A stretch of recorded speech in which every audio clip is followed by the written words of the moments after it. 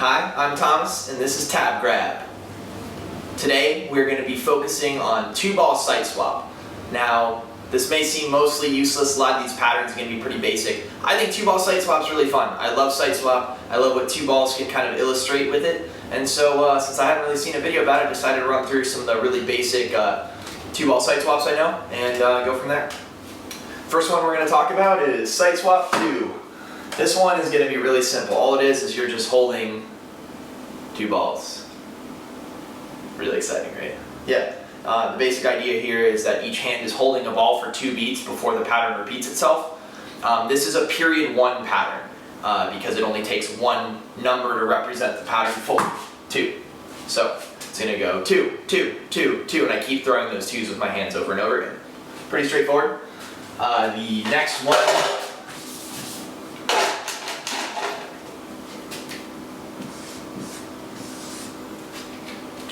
we do Siteswap 4-0. And the way that 4-0 works is you're going to be throwing 2 balls in one hand, and these are your 4s. And what happens is it's taking 4 beats or 4 actions before each ball is returning back to my hand. The way actions are calculated is sort of alternating left and right hands, which is where that 0 comes into play. Every time this left hand would be active, that's when that 0 is happening. So it's basically throwing a 4 and then throwing a 0, which is throwing an empty hand.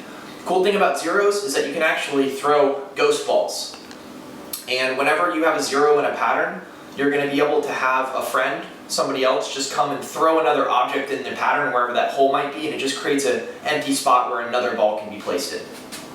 So, as you're tuning 4-0,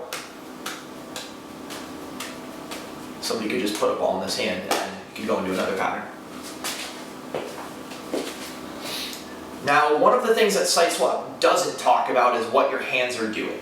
So, if I'm throwing a regular fountain, or a reverse fountain, or column throws, it doesn't really matter as far as Siteswap is concerned. These are all going to be the pattern 4-0.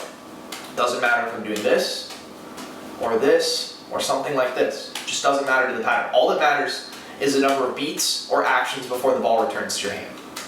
So you'll probably need an additional notation to talk about that, and that might be something I'll talk about in future videos. I have a notation that I use to denote all the variations your hands might be doing within Siteswap, but the framework that I kind of start with is the numbers itself.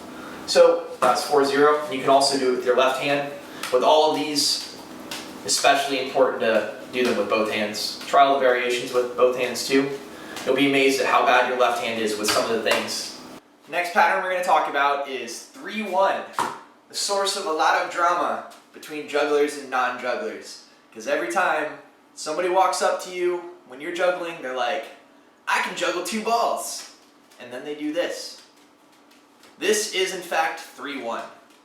Now I don't actually get annoyed when other people come up and say that they can juggle 2 balls like this, because this is a perfectly valid 2-ball siteswap. Whether or not it's juggling, that's really up for you to decide. Whether your distinction on do you need more manipulators than balls, the same number of manipulators as the balls, or some other distinction, really just comes down to your own personal definition. I just kind of think of it as a 2-ball siteswap and go from there. And what's happening with this is you're going to be throwing kind of a low crossing throw, and that's your 3. What happens is that ball is going to return to an active hand 3 beats later. It's going to land in your left hand. Now, as it's in the air, you have basically 3 beats before it lands in the hand again to clear this hand out. And that's where the 1 comes into play.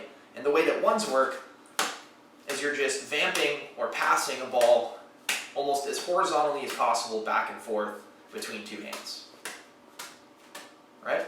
So what you're going to do is you're going to throw the 3, and as it's waiting to come back down, you're going to vamp that ball over, and it's going to look something like this.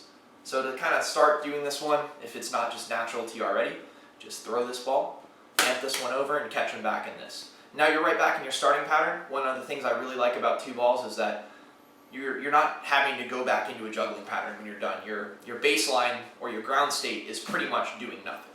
So it's really easy to just keep adding repetition to that. Now make sure you learn this in both directions.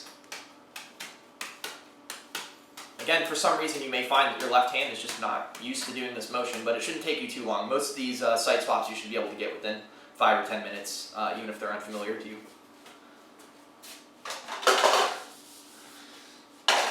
Both of those two site swaps we just did, 4-0 and 3-1, are period 2 site swaps because it takes 2 numbers to repeat the pattern. 4-0 is a set of 2 numbers, and the full pattern can be illustrated as 4-0, 4-0, 4-0, all the way to infinity. And in the same way, it goes 3-1, 3-1, 3-1, so it's period 2 because it takes 2 numbers to repeat the whole pattern.